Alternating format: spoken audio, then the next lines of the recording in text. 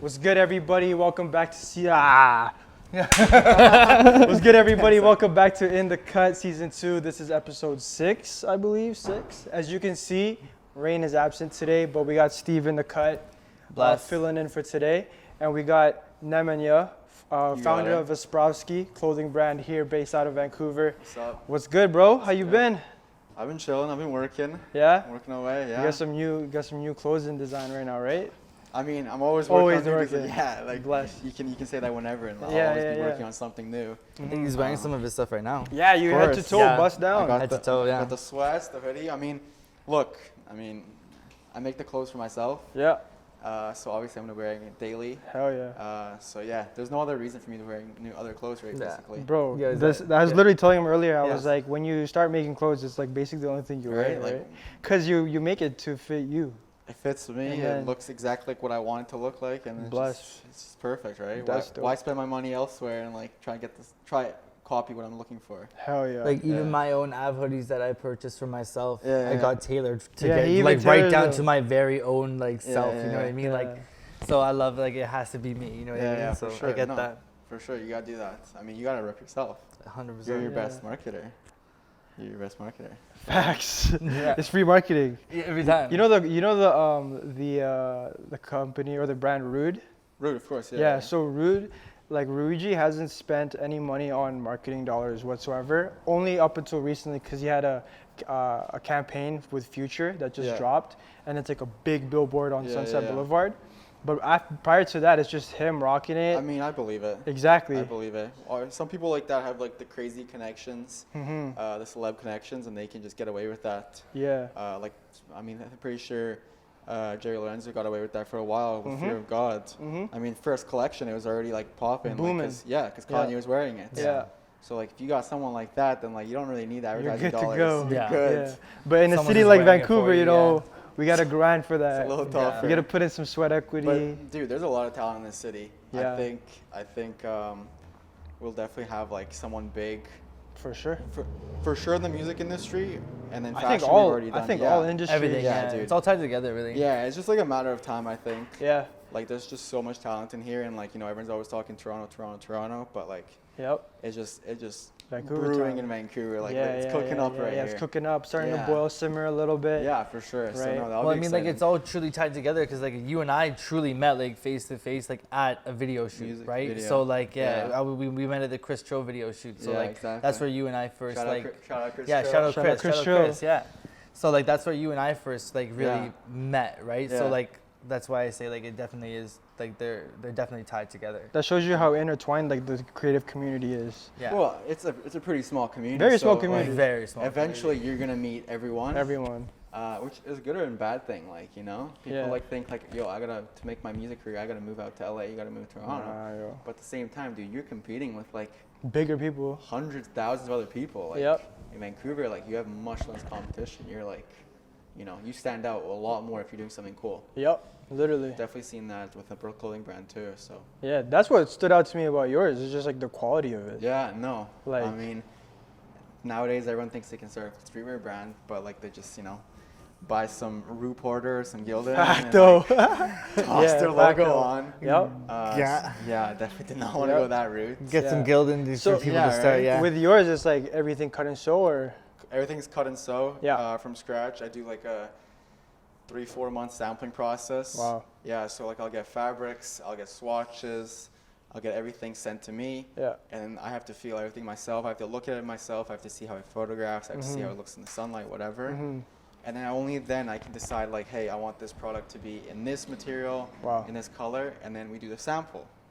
And then after the sample, like you would think like, oh, perfect. But the sample you usually got something off. something's off. Yeah. So you gotta go do another round of sampling, and then finally, once everything's like locked in, you're like, yo, this is this is right. Yeah. Then you do a production run. How have you found like the whole process in terms of like, are you self-financed or like you're putting all your money into it? Self-financed. So how do you find that process of like, and how do you deal with it and navigate it when you're going through it, you're getting that first sample, it's not the right one, you have to go get another one. Like describe that whole process for us, bro. I mean, it's difficult. You want that first sample to be perfect, and you can just if the first sample is perfect, I could take photos of the sample and use that for marketing. True. when my product comes in, the marketing's already done. But like, that's the perfect world. Like that never happens. It doesn't happen. So I usually have to wait until like the last minute when the product actually comes in to start marketing stuff like that. So it's like a million little complications like that. Like as like a small guy, like small business, like if you're a big business, you could probably like, you know, navigate that, figure that out. But that's one of the challenges. And another challenge is like the cost adds up. You know, every sample is not cheap. Like no, that's why I asked. Because we've had some samples made and holy shit. Yeah, no, samples isn't cheap, man. It's the time and it's the money. The money is really expensive. The samples are really expensive to get. You know, you have to go through customs, you go through everything. And the time, it just takes a long time to produce this stuff. So like right now, I'm thinking, like some people, big brands, like let's say like a Fear of God, is right now thinking of spring, summer 2022. But I don't have that kind of like, you know, resource, stuff like that. So right now I'm thinking fall, winter 21. So I'm like a little bit behind on that. But yeah, that's just like resources. Just how it goes, right? Over time, over time you can start looking forward. But like that's also a challenge. Like, you know, like you make something right now for spring, summer 2022. Spring, summer 22 comes around and you're like, I don't fuck with this. So that's it's kind of an advantage in your way then too, you know, you kind of get to watch the market kind of like play out its way. As a small brand, that's definitely a huge advantage. Also, like I get to see like customer feedback one-on-one myself. Like if someone doesn't like a product, it's going straight to me. You know, a big brand, someone doesn't like a product, whatever, it's just a number. But like someone doesn't like my product, it's go straight to the heart. For sure, because you were the guy who basically made it too, right? I'm the guy. You don't just get to pass that on to them, and then they'll take the feedback and run with it. And it's no one else's fault except for mine. How was how long has Asprovski been around now? So I started it in September of 2019. Still pretty young then. Holy. Coming up on 2 years. Coming up on 2 years. The first drop was rocky, so like I'm almost hesitant to say September 2019 because I didn't realize the whole like sampling and production process was just so extensive. So once I got that first sample, I was like, okay, we're ready for production. I started setting up pre-orders in September 2019. And the product didn't land until November 2019. And then I was like, you know, like I was apologizing to customers. I was like, hey, this is never going to happen again. Like, you know, that's why I kind of like deviated a little bit away from the pre-orders. Kind of because you really can't control them sometimes. Exactly. I like to keep the product in hand. But at the same time, you need that cash flow too, right? Of course. So it's a balance. It's an interesting balance. But September 2019 was when it really started. And how's like the customer feedback been so far? I mean, I've seen it myself, but coming from your honestly, like all my clients, basically, not all, but like 90% of my clients are repeat clients. So they'll come back every collection. Yeah, exactly. So that's the biggest difficulty for me, is getting that person to purchase that thing the first time. So whatever it be, like they can purchase a T-shirt, they can purchase whatever. It's the first time they purchase it. After that, I know that through either word of mouth, they can like market to their friends, or they'll be coming back for more. So like that feedback there has been like incredible. Like people like receive these pieces and they're like, wow, dude, like you're honestly creating stuff at like insane price points. And it's just like super high quality, like relatively affordable. Like I can't obviously produce that like Gildan's economy of scale. But they're still like affordable in comparison to like a Fear of God or Hair Ackerman or Stone Island. That's the crazy part. So no, the feedback's been incredible, and honestly, that's like probably one of the biggest motivations for me, is just seeing like people really fuck with the product. Fuck with it. And like I'll see like a buddy will buy. Like most of my friends will pay like full price for the hoodie, like no problem. That's dope. Like, that's dope. For sure. And I just see like them on their stories every single day wearing the hoodies and stuff like that. I see that. Like, I drive around Yale Town, I see like people I've sold to like walk around with the product. That's the best feeling, right? Like, that's the best seeing feeling, your shit around, right? That's the best feeling. Like it's nice when someone says like, you know, your product's incredible. But the best feeling is like when you actually see someone wearing that shit. It's like, wow. Like, that's dope. Yeah, they're using it. Have you like always been into fashion from like the get-go, or like? Like when did that start? Like. So I was probably, I'd say grade 9. So holy. I don't even know how old I was at that point. Like how old are you in grade 9? Like 14? 14, 15? 14, 15. That's when I first started getting into fashion, actually. I actually remember the first moment that I actually started thinking about that kind of stuff. Let's go into that. Let's do it. So I was watching Eminem's music video, I Need a Doctor. Don't Dre. video. Right. Dr. Dre is huge in that. Insane, dude. Yeah. With the Ferrari flipping and all that shit. Yeah. Dude, I watched that shit on repeat. Yeah. But there's this one scene that Eminem pounds on the glass of like Dr. Dre's like in the glass tube or whatever. Yeah. And he pounds on the glass, and on his right hand, which I don't know why it's on his right hand, there's a G-Shock. A white G-Shock, like a little sliver of white G-Shock. And for some reason, like 14-year-old me went crazy. I was like, dude, I need that G-Shock. Hey. So I started researching Every like, you know. Serbian kid's dreams of a Yeah, G-Shock. exactly. Come on now. A Nike, I think I went like a Nike Talk or whatever like that, and I had to find the exact model of G-Shock. And it was like, I remember like the number was like DW69 something, whatever. Oh, really?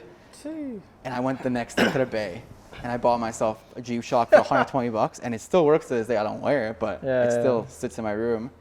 So that's really when I got into fashion. Okay. That's like the first kind of intro. G-Shock. Yeah, exactly. I love that. And then over time, like, you know, I started with the typical Supra, Obey, that kind of stuff back in high school. Then as time went on, like I matured, my taste matured.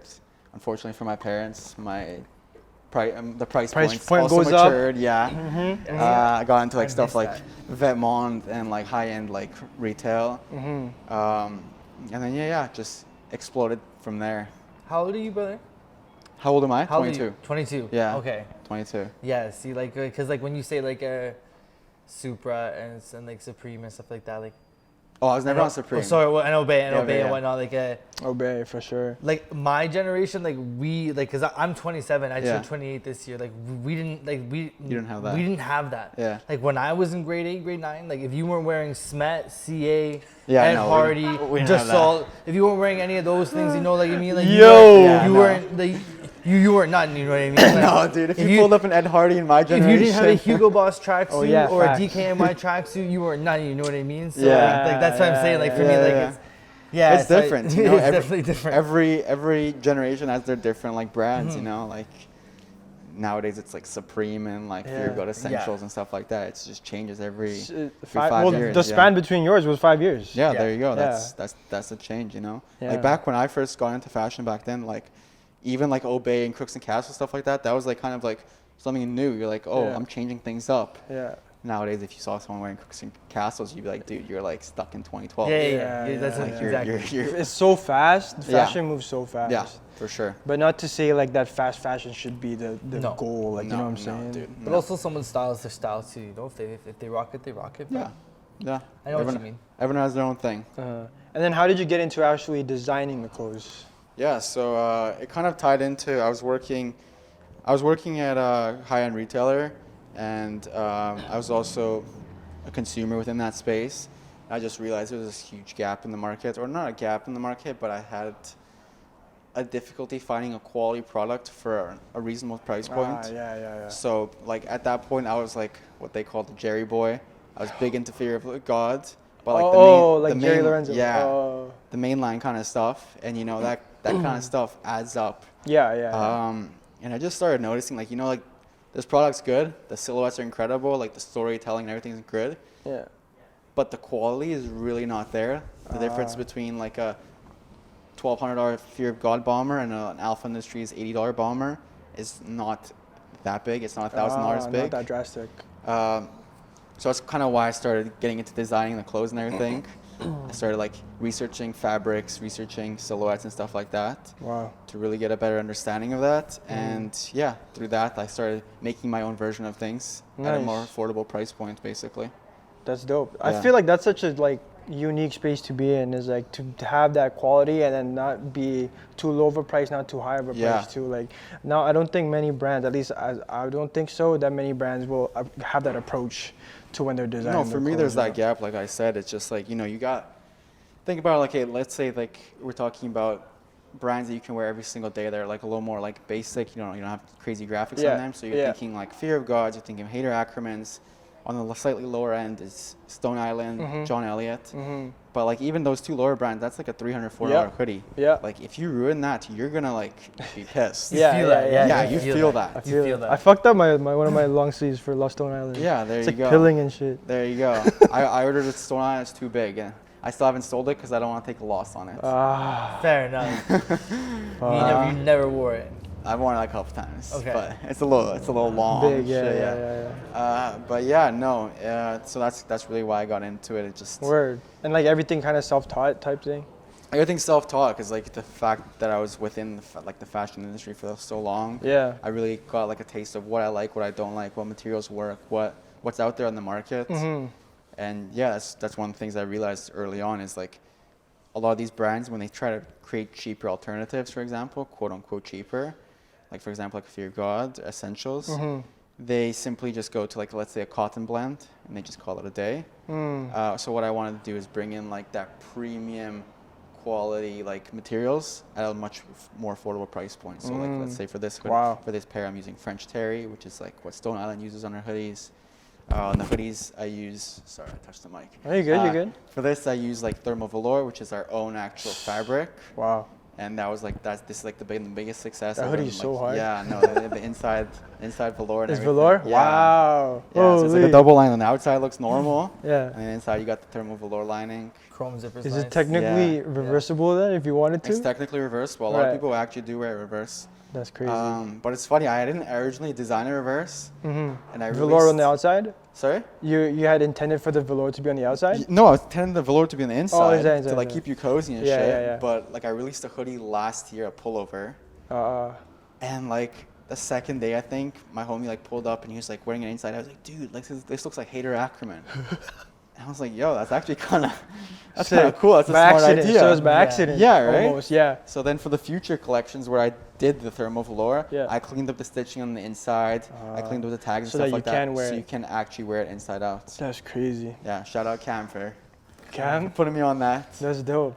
Cam Corrado? Cam Corrado. Cam Corrado! Shout out Cam Corrado! Shout out. Yeah, exactly. Shout out Really Cam boys. Corrado. Cam Corado. He's on episode 5 for season 1. You want to tell? Oh, was he actually? They closed season 1. Him, Buck, and Natasha. Oh, I didn't see that. Yeah. They, No, they Cam's the people boy. That's dope, Cam's the man. boy. Cam You ever and I shoot go- any photos for it? I'm pretty sure you have, right? Yeah, fuck yeah. We I don't know if you saw. We did that campaign and dude, that shit was fucking hard. insane. We pulled up to Cyprus at 5 in the morning. And like, you know how they have those like those truck drivers that like clean out the snow? Yeah. This guy was getting so pissed because we were just like doing. Because you were just donuts and there? shit. Oh, yeah. oh my I was God. like, dude, I need to clean this parking lot, and we're like, dude, like, I'm sorry.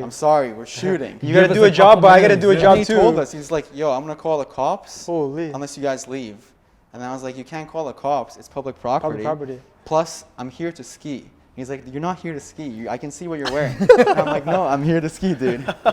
But yeah, no, we shot with Cam, with Boslin. That was an incredible shoot. And Shout out. I like to definitely work with like a lot of different creatives in Vancouver. Yeah, so I've seen I've that, been working man. with a couple different photographers now.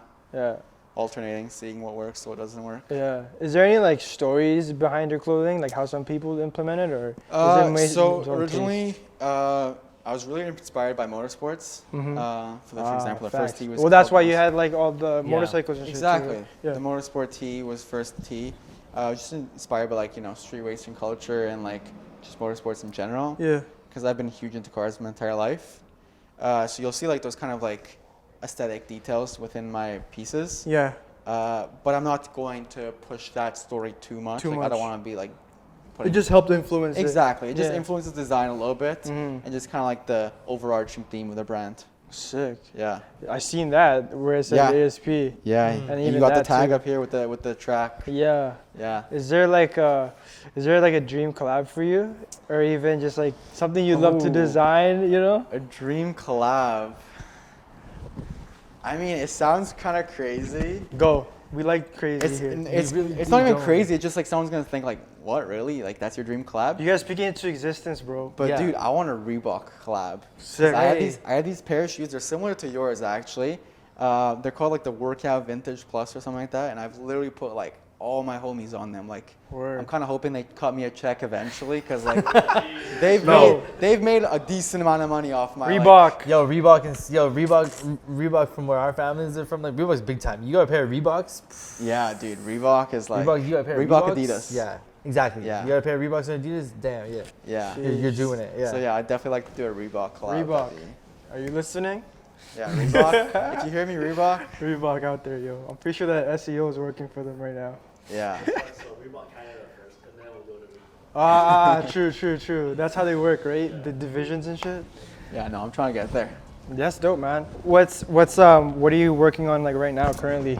So right now I just released so I did a pre-order, but it's different from like what I did earlier. Yeah. So it's the Euphoria Thermal Velour Dual Zip. Yeah. So it's a Euphoria print, huge screen print on the back. We'll put it right here. Yeah. There you go. Shout out. Link right there. Right there. Link right there. Exactly. Well, no, if you put it right there, it's too small. You have to just right here. Boom. You know it better than I do. But yeah, there you go. So that's what I'm working on currently, like as of like today. So that's where we're doing pre-order right now, and once that completes, I'm gonna start the production of the screen prints. The hoodie's already obviously done, and then I already have samples done on the way for summer 21. So shorts, tees. I created a tee last summer. It was called the Mineral Wash Tee, and I created that one. it had like a really good fit. It was like an oversized fit, but it was like still tailored to you. So you had like a slight drop shoulder, and it wasn't too long. Because I found like a lot of oversized tees, it looks like you're wearing your dad's tee. Yeah. Right? It's like too it big. doesn't look like it's fitted for you. Yeah. So that was the challenge when I was making that product. You still got more of those? I only have smalls left, but And you said it's a little oversized. more on the way. Okay. More on the way. I have to, touch base. Yeah, there you go. So yeah, definitely working on more colors of that, more designs, and then I'm gonna throw on some designs for that for the summer, like some graphics. Yeah. And just really like push those tees and shorts this summer. Yeah. It's gonna be huge, bro. It's gonna be sick. That's dope, man. New colors, I feel like I've been limited a little bit to the colors. I've been doing a lot of black, grays. So I'm gonna expand the colors this summer a little bit, get a little crazy. Like? So right now a sample in the works. We'll see how it turns out. It's a navy blue. It's a really dark, like royal blue, but it's gonna be getting this washed effect that the mineral wash tees had. And we're actually washing it inside out, so I can see how it fades. So that's just part of the sampling process. Like, just trying shit. It could turn out shit. Just trying or shit it could turn out. out incredible. Yeah.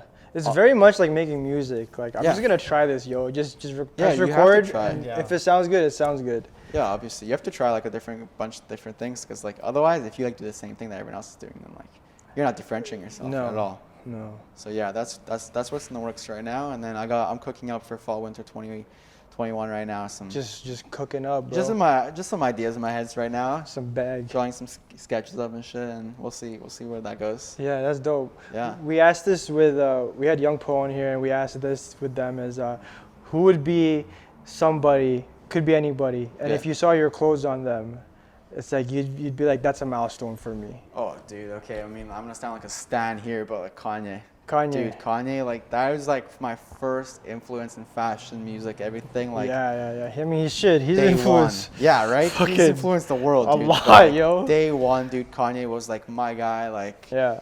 And like I always said, like if I ever saw him wearing my stuff like that, it's You'd like trip. it's done. Yeah. I'm Like, good. I'm good, dude. I'm like straight. I might stop making clothes. Like I'm peaked. I'm not going anywhere from here. No, you gotta keep going from there, No, bro. I'm You kidding, gotta of have course, the of easiest course. Asprovski collab. No, and of shit. course, dude. If Kanye wears your clothes, dude, you're set for That's life. facts, I mean, bro. Anti-Social Social Club. He wore the hoodie once. You're straight. And you see where the brand is now, despite printing on Gildan. Yeah, that's crazy, But bro. yeah, no, that would be like the ideal. How old were you when you first wore your own, like something that you made for yourself? Yeah. Like how old were you when you were like, there was something that you made and you were able to like go out and wear it? And how did you feel too? Yeah. Well, no, it was 2 years ago when I first made the Okay. sample.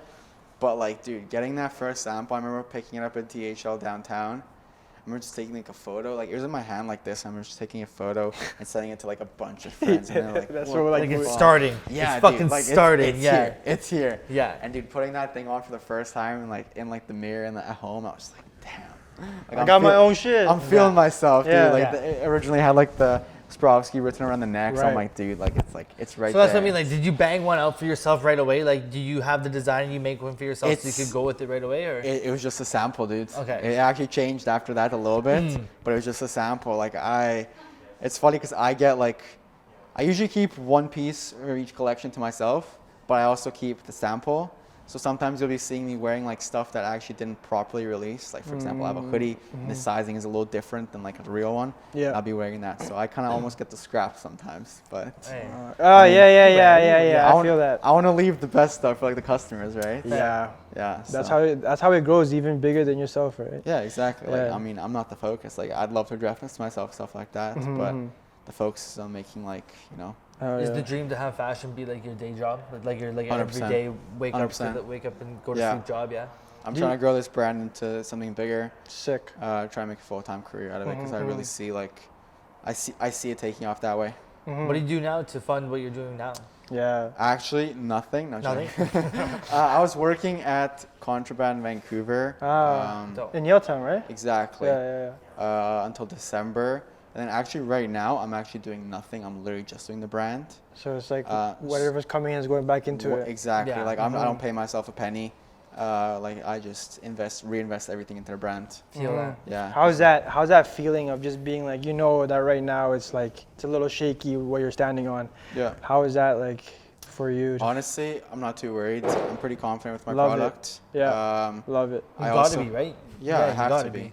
I mean, I'm not gonna release something unless I'm 100% like love it. Like I have samples on samples at home that are never gonna be released because like something's off and I don't want to fix it. It's like I just like realize it's not right. It wasn't meant to be. Yeah, it wasn't meant to. On to the next one. Exactly. Like music, you're right. Like it really is, bro. Yeah, no, it's.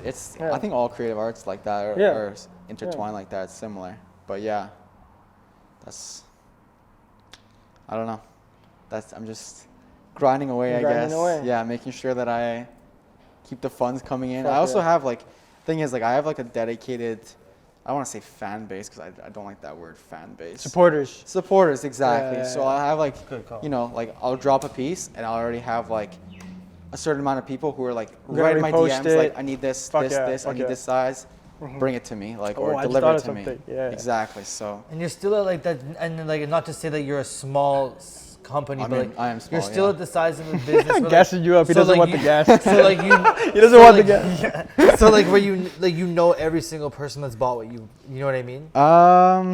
More or less. More or less, but I've been having orders from the UK, Vegas, Arizona. How you feel when those come in? Yeah. Dude, I mean, I remember the first order from internationally, or outside of North America, I guess, was from the UK. And the dude literally paid $35 for shipping. To get it there, yeah. Yeah. And then when he arrived, he paid another maybe 30 euros or pounds duties. For customs. Yeah. I was like, dude, this guy literally dropped maybe... He basically bought two pieces. Basically dropped two pieces, exactly. And I was like, wow. And I felt bad. I was apologetic. I was like, dude, I'm so sorry. There's not much I can do there. Yeah. He's like, I don't mind. I love the piece. It's cool. Wow. He still follows the brand. He still keeps up. That's sick. So man. Yeah, no, that's, yeah. So what do your parents think about you doing this right now? My parents want me to get a full-time job. Yeah. But I'm not gonna cap. My parents are pretty supportive. Awesome. My parents are like, you know what, we want you to keep working on this, and just maybe get a job to support this on the side, which I am looking to do.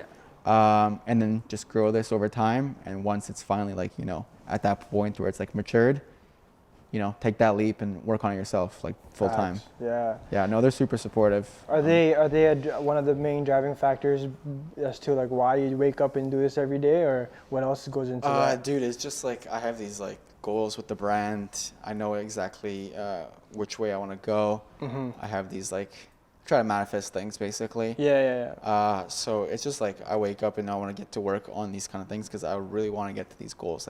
Reach a certain amount of sales, reach a certain amount of people that actually see the content and stuff like that.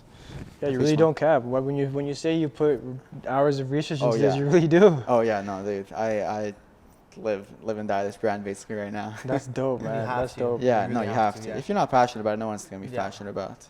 100%. Yeah. And at the same time, if you're no one else is gonna believe into your dream the same way that you would. Yeah. No one else is gonna see it. The second you let that die, it's dead. Of course. And no. If you see it, other people are gonna see it too. Yeah.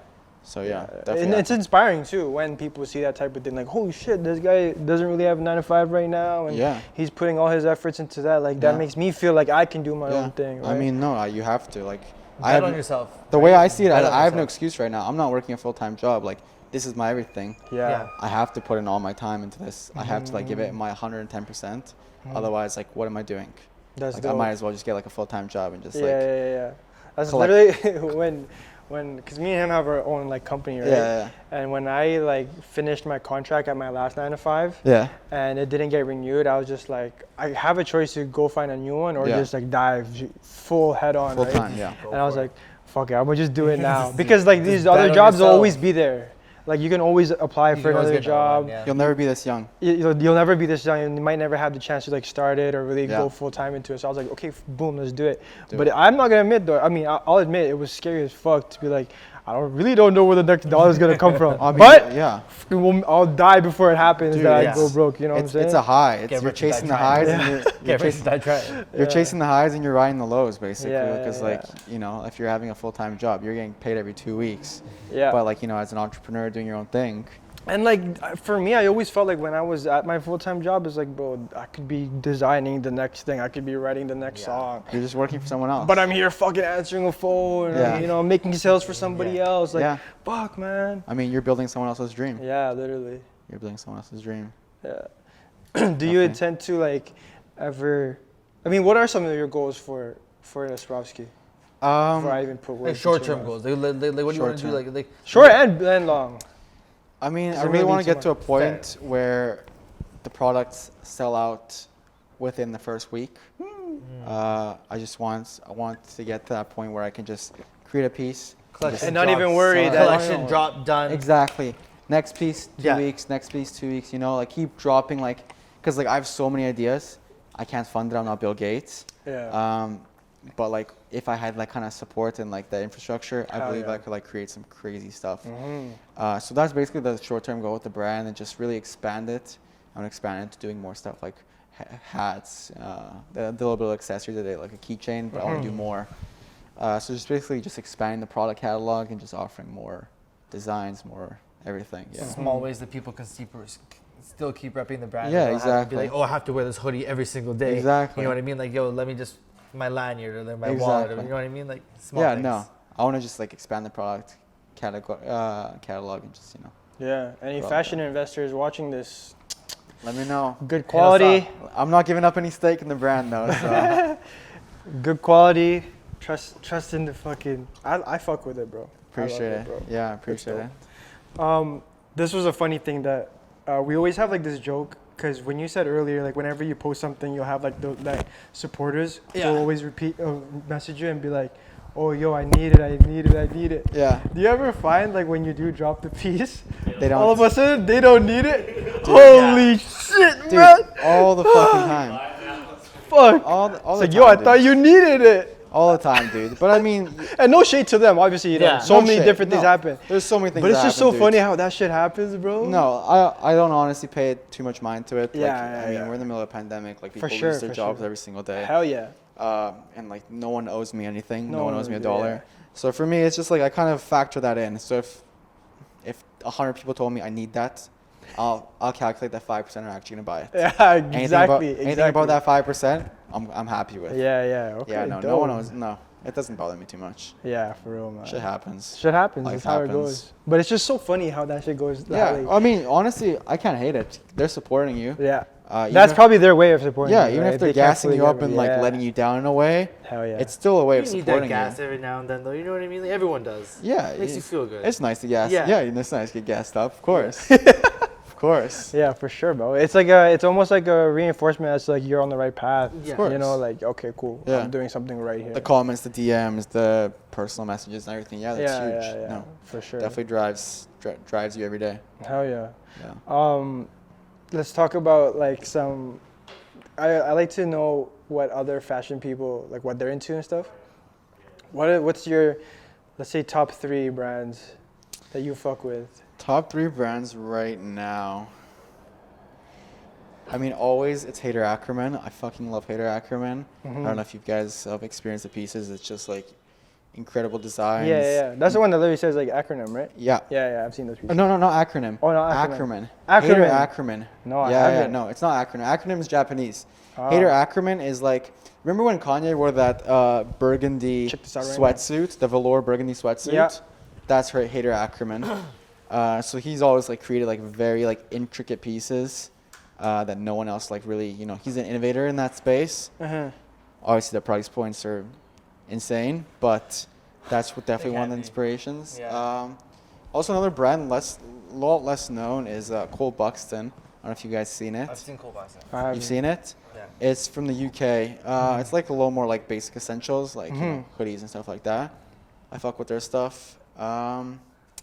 I say probably Represent. I don't know if you guys have probably heard of Ooh, Represent fire. I love their campaigns too. Yeah. Like just the effort they put into the marketing side of things is crazy. I like the way they brand their products and everything. They do good price points and everything.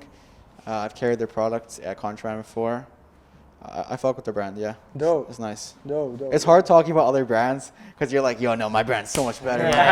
Fuck these other brands. But like, no, you gotta pay respect. Like, there's some good shit out there. Hell yeah, man. Yeah.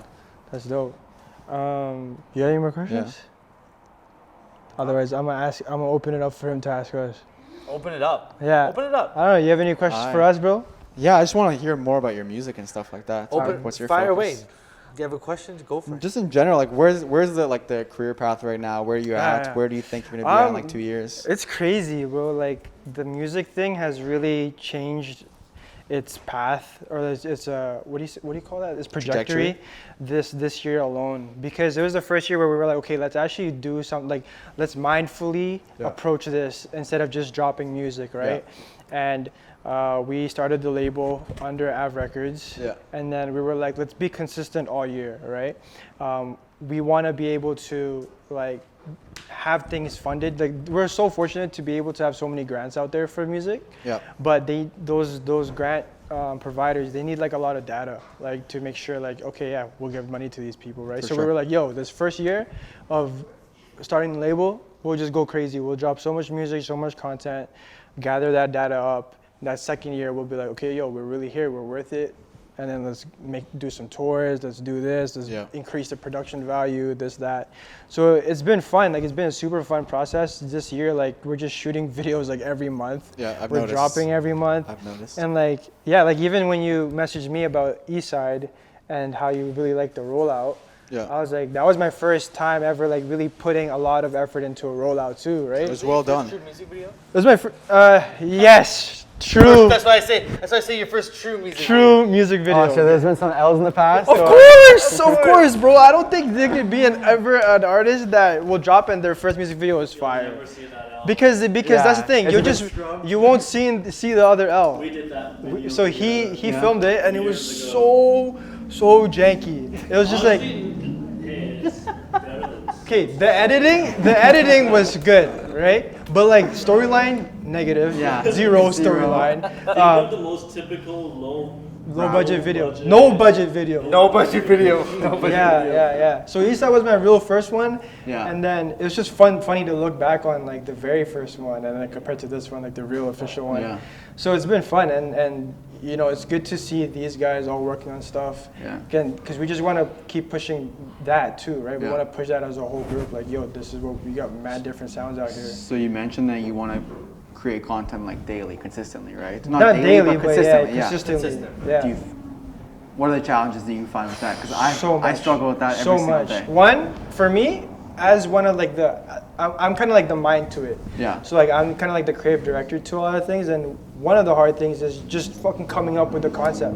Like, what do I want to drop today, right? Because there's so many. When you have so many things, then you don't really know. Oh fuck. It can get draining too, right? I think one thing that we've nailed down really well was the actual production part of it. Yeah. Like we've kind of got our reps in now to the point where we know the logistics of having to produce the content. Yeah. And I think the hardest part is definitely just coming up with what we want to do. You know, everything else is like after that. I think. Everything comes along with the process at that point. Yeah, because it's true. Like when you're like thinking of something to do, like the first thought, you're like, hey, let's do this. And it sounds fucking sick because like when you first say like, yo, this sounds really, really good. Yeah. And then a couple days later, like you really start to think about it. Like, yo, what do you guys think about it again? I don't know, man. Like maybe we could, and then all of a sudden, you know, it gets pushed back, and then now you're like, well, now I wanted something for this day. Yeah. And now it's not gonna be ready until this day. Yeah. Before you know, it's 2 months delayed. Exactly. You know, and then but that's just the nature of the game, right? Happens, so for the motivation part of it, I think it's just like There's also the like the middle ground that you have to find though of like. Yes, you want to make sure you're putting out like the best quality thing, but then sometimes you also just have to put it out. Yeah. But obviously, don't just put it out for the fuck of putting it out. Do you ever find that like you get to the studio and you just nothing's hitting? Like, Hell you can't do anything. Like, bro, if I was to go to the studio 7 days a week, 5 out of those days was probably that like that. Probably a dud. How And many then- days do you go like nowadays? Nowadays I go 3-4 And days. would you say all 3-4 bang, or Fuck is no. like one day is like good? Okay, yesterday I was in the studio till 2. Okay. Saw that. And I was working on music. And I made one demo, but that demo only, the song's about like 3 minutes long. Yeah. I only wrote 8 bars to it. Okay, yeah. And then so if I was there for 4 hours, then there's only 8 bars. But it's like, that's how it goes. Yeah. I was in the studio this morning from 11 to 3, and I finished the whole song. Yeah. No, it So happens it's like, that. it's weird how those things go, but that's how it goes. It's Yeah, I like know. it's like getting your shots up in the gym. You just gotta put shots up. Same thing happens to me, dude. I mean, like last week I was up to like 5:30 in the morning. Like I saw lights out. Yeah, that's And crazy. I was trying to create something so I could post on Instagram to promote the hoodie. And dude, I literally spent until 5:30 in the morning, and I finished it. And I said, you know what, this fucking sucks. And I went to sleep. Like a graphic? Yeah. The Yeah. next morning, I woke I'm up a and graphic and designer, I created so in I 2 hours the new post that I wanted to post. Yeah. I said, okay, this is better. Bro, I'm a graphic designer, so I know the vibes, Yeah. man. It's annoying. Sometimes Yeah. you'll be putting 3 hours in already, and you're like, it's You're on- still not good. You're on V8. Yeah. V9. And I'm like, fuck this, bro. And then like next thing you come back to it, and it's like you Yeah. hit within 30 minutes. Yeah, no. That's how it goes. bro. That's the difficulty in that. How do you find your motivation then? Like, do you find, like, so let's say you're in like a slump right now. Let's pretend you're in a slump. How Yeah, would yeah. you like get out of that slump? As of Keep late- going. As of lately, it's been like. Let's just keep going. Just keep going. But I also find when I'm in a slump, it's good to be around other people too. Yeah. It's good to just be around, let's say, because sometimes I'll be writing by myself, and then I'll be like, it was trash. But then I'll just take the beat blank to midnight, and then next thing you know, shout out Midnight. He does a lot of our like recording and stuff. And then I'll take it in there, and next thing you know, like the flows are just coming, right? Yeah. So that's one thing, is just surrounding yourself with people, and there's not going through it alone. But I think in the times, in the times when you can't do something like that, especially like COVID too, it's just like trekking along. Like You gotta keep find. going. You honestly have to grind to find your inspiration. Yeah. You know, like keep yourself inspired. Like he said, like he can write to himself and it's not coming out right. But you go and you sit with someone else, and just like sometimes someone else is just energy. Yeah. Or you go into like a certain place, you walk in, like, oh, this is where I need to be right Picks now. you know? up, Like yeah. this is where I need to be right now. Yeah. That's interesting. You know? I never thought of that. Like For having, music having too, a though, it's support like, system.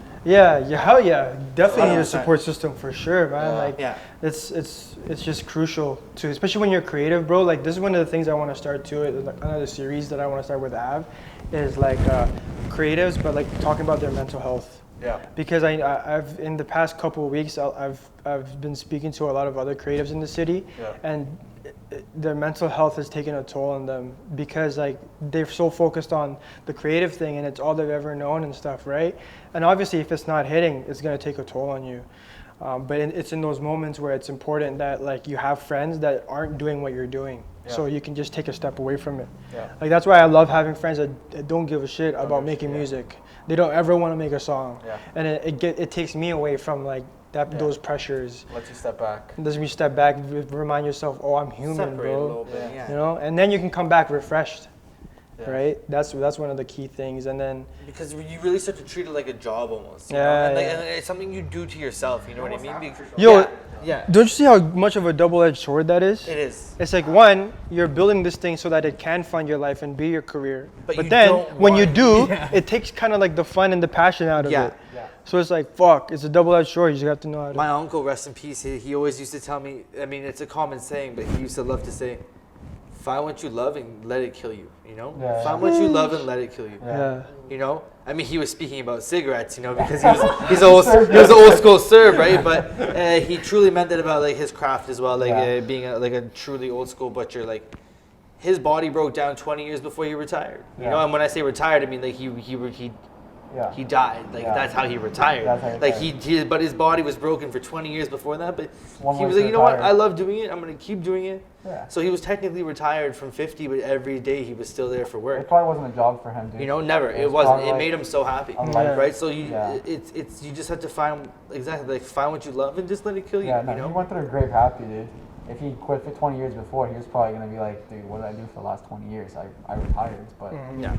Like if you died trying to get your fashion company I'd be to happy. get where it wants to be. Be happy, You'd right? be happy, I'd be right? happy. I'd be satisfied. Yeah, you know, like I'd just say, find you what know, you love and fuck let it, it I kill did you, it. and be proud of that. Yeah. It's crazy that we're talking about this because like two nights ago I was just like watching an Elon Musk interview, and then they were talking to him about. They asked him about like the whole what happened in like '08 and shit. To the point where like Tesla was like borrowing money from friends just so he can just funds it, and then also like the Model 3 production route when they had to like they were just not up to ramp, and he was just like talking about. He was like, bro, this isn't good. He literally said, he's like, this isn't good. Like this is not good. Like nobody should have to like have to do what I'm doing right now for the love of their business, but I'm doing it, and I can't tell you why. I'm just doing it. Yeah, he was just like.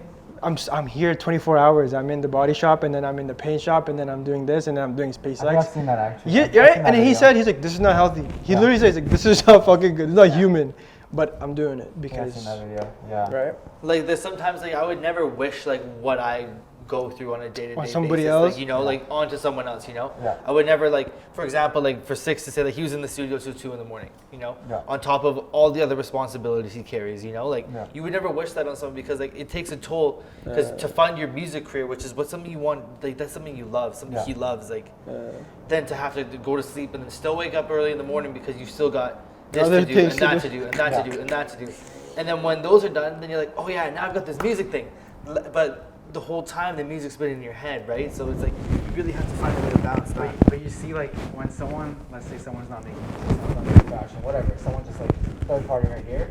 If they hear you talking about like making a song or whatever, until like you want to die, like you're just like so tired.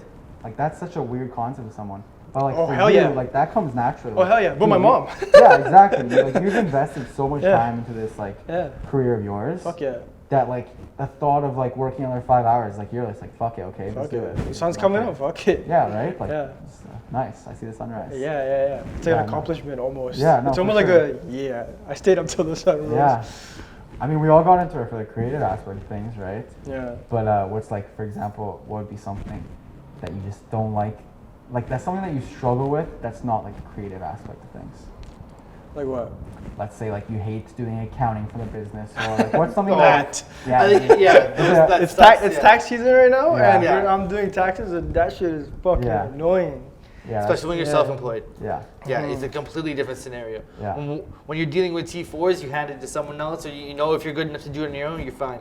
But when you're dealing with your own expenses and like it's not a fun scenario. Yeah. That's what I dream of, getting to like that point where the brand Where you don't is have just, to like, do you have a team, Fuck yeah. and you're like, you know what, the accountant got it. Yeah. The county's got it. Yeah. Bookkeeper got it. Yeah. Lawyer like, I don't got need it. an accounting team, just one guy. Just give me So one just guy. send the picture of the receipt to your Exactly. assistant, good to go. You know. Yeah, like just fix that for me. Like, Yeah. finish that. That's the dream. I think also too is like because we have a business, we also have to make sales, right? Like you have to be able to get clients and stuff. I hate that part. I'm good at it because I've had sales experience, but I hate that part. I like just creating for them, you know. So if I could have a team getting clients, I'll make sure clients is happy with the product too. Well, I mean, if you notice, like most big brands are started by someone. When they get bought out, that person who starts it becomes the creative director or something like that, and they just kind of take They a just have a back seat on the table. So like today, for example, I was listening to a podcast about Chip Wilson. He got bought out, or he like took a backseat in a company. He went to creative director, and then also the Gymshark guy. He got bought out for like something like $1 billion, some crazy amount. Right. Straight to the creative director. So yeah, I think that's like where all of our passion is. I think really creative. Yeah. See, I'm just learning about a lot of this new fashion stuff, you know. Like I'm still stuck in my old ways every now and then. Yeah, like what? I'm old school Serb. It's like Hugo Boss every now and then. I can't walk through like a retail store and like not go and check it out. You know, there might be a hoodie that might be different, but it's the same hoodie from 10 years ago with different drawstrings. And I'm like, you know what? The green dot. You know what? I'm gonna buy it. You know, like Well, dude, honestly, is always gonna get bought by this guy. always. They'll always have my business. everyone finds their own like style eventually for fashion at least. Like I've started to branch out. Like when I started to break off of like the Christian Audige at Hardy, for us the segue. I'm glad you broke out of that. Oh yeah, we all have to, right? But for us the segue was Dom Rebel really took a big step for me, like grade 10 and 11, like when that really started to pop, because it was like similar style, but a little more edgy, rounded off, not so Ed Hardy. Yeah, you know what I mean? So like even today, like I'm a big fan of Dom Rebel. Like I still wear a lot of it. I love that it's made in Montreal. I love that they and then I love that they only sell in like they don't really sell retail. Like they choose a retailer, they do a drop, and then like that's the only time, you know. And you can't, and they make it so like they just had a job recently for Russia. They only released it in Russia. You couldn't even order it. Like there was no way to order it internationally. So people in Russia were buying them all. And now they're reselling it to people around that wanted it, right? So I'm not gonna buy it because like the hoodie I want is way too expensive now, you know. But like for me, like I'm still like hearing you guys talk about some of these companies. Like I'm logging all of these names because I'm later gonna go and search these up, you know.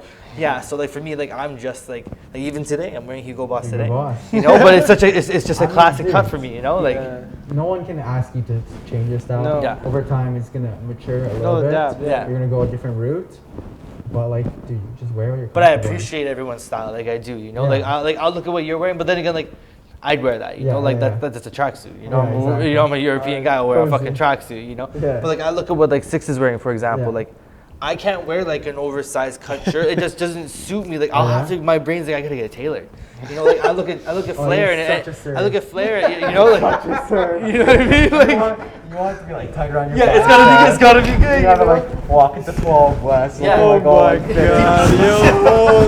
I've already figured you out. Oh yeah. Yo. Figure it out, yeah.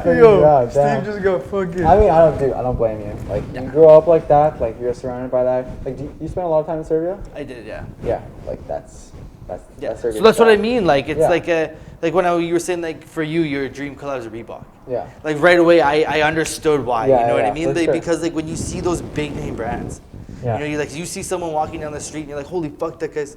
Your first thought is like, yo, it's probably fake, and then you get closer, like, yo, this guy's actually wearing real Reeboks. Yeah. You know what I mean? Like that's how crazy it is. Like people would proudly wear fake Reeboks. Like you hear somebody wearing fake Reeboks here, you're like, yo, Reeboks are like $60. Yeah. Like what do you think? I mean, it's different. You know what I mean? So it's different American lifestyle. brand, So when you yeah. said like Reebok, like that's like I felt that. Yeah, you know what I mean? Like, it's just like the clean silhouette. but Adidas is definitely massive in my family for sure. Oh, you know what I mean? Like, huge. Yeah. That's I mean, crazy. Adidas has been. I feel like Adidas was bigger in Europe. For like I think so, yeah. Yeah, for a while, For a while. until like Kanye really put it on the map in the US. Like obviously it was big in the US. See, like that's where like me being an older head, Run DMC really put. That's true. Run That's DMC really put That's like true. But I'm talking Adidas about, like in the that younger market. kids Yeah. now. The younger kids, like right now, say Kanye didn't exist, the kids now would not be wearing Adidas because of Run DMC, Yeah, right? you'd have to be like a European kid. You have to be a football fan. You know, There needs to be someone, yeah. Exactly. Yeah, there needs to be that one figurehead. Because how many, but like, and like even that, like, how many people that don't play soccer or play football wear tiros? How many people wear tiro pants? You know? Yeah, I mean, Stone Island that's kind of where it started. Is the hooligans that were fans of soccer clubs in the UK? Like you know, like nowadays you walk around, everyone's like Stone Island. Like, they're not soccer fans or anything. Yeah, that's how it got started actually in the UK. So it like has this like soccer roots. Yeah, soccer roots basically, like the hooligans, like the rowdy crowds, stuff like that. Yeah, Drake brought it to North America, but it was popularized a long time ago before Drake. Like that's why I asked you, like being like a Balkan raised kid, right? Like I asked you like creativity wise, like was it always pushed for you? Like did your parents believe in you? Like when you're like, hey, like I want to become like a designer. Like what did your like? See, my parents always believed in me, but it wasn't like if I told them 10 years ago that I was gonna have a clothing brand, they'd be like, the fuck? What the fuck are you talking about? Yeah, what the fuck? Go to school. Yeah, it'd be like okay, like cool. Go to school. We got soccer later on. I'm you know, pretty sure like when I first started, they like thought like I wasn't that serious about it. Cause like when I first made a T-shirt, they made like maybe it's like a one-off project. But over time, they've really seen how much I've invested in dedicating to this brand. Yeah. So it's different. But I definitely like that influence did not just I was not born with I'm gonna start fashion. You know? Yeah. That just came over time basically. Like, are you in tune with any the fashion designers and or any of the pop culture in Serbia, Macedonia, anything like that? I mean, I follow Serbian music a little bit. Okay. But I'm not too influenced by Serbia, to be honest. Okay. I see the style, I recognize it. It's not really too much for me. See, that's where a lot of my style comes out of for sure. Yeah, it's a little different. But like, I still love seeing that. I love seeing like the way that different countries, different like cultures dress. Like I'll go to Serbia, I'll go clubbing, and I'll see like all the dudes like wearing the tight Givenchy polos that we were wearing like 6 years ago in Canada, and I'm like, that's kind of cool still, you know. But you gotta give it to them, you know what I mean? Like that for them is like that was a big deal. That guy, that guy probably worked 2 fucking months to be able to go and afford that real version of that. You know what I mean? No, like, it hits different in Serbia. Like when I see someone wearing like a starred out Givenchy shirt in Serbia, I'm like, God, it kind of looks sick. But you go back wearing a Lacoste shirt, and you're fucking the best. You know what I mean? Like, oh my God. Yeah. Look at you, big shot. Yeah. You know, like it's like Philippines. Yeah. You can walk around with a Starbucks cup, all of a sudden you're like the richest. Oh yeah? Yeah. We just got our first Starbucks in Serbia like 2 years ago. It was a big deal. It was a big deal. Yeah. We were like camping out and shit. Yeah, over there, it's like people within the higher class like are the ones drinking Starbucks and shit. So I asked about the if you stay in tune with like Serbia's like culture and whatnot, because like, or like the Balkans culture and whatnot, because like I don't know if you've listened to Relia or you follow Relia. Like he just released his clothing brand just like a couple days ago, you know. And like I was looking at him like 5-6 years ago when I first started listening to him, like I never thought that he would actually gain the traction that he did. He was one of those artists that like you're like, yo, I like this guy. I'm gonna download everything he puts out because I like him, you know. So when you see him getting like his millions of views, like this could be so much more. And now you see him like with like coming out the clothing line and stuff. It's like streetwear. Yeah, and it's called Made in Balkan. And it's nice, but it's nice Serbs stuff. repping Serbs. But that's why I say like there's really not many of us like doing stuff not many people can name any Serbian brands, let alone anything to do with our pop culture. You know what I mean? No. But we're definitely starting to make waves. You know, so like that's why I say for like even right now for like you and me to be on camera.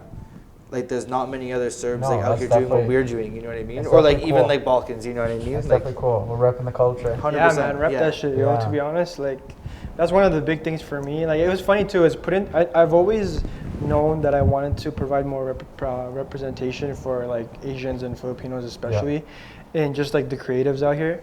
But it really got nailed to a different degree, or like a higher level. Even like earlier today, someone was like, "Oh, is Av Records Filipino only?" I'm like, "No, bro. We got Chinese over here. We got you."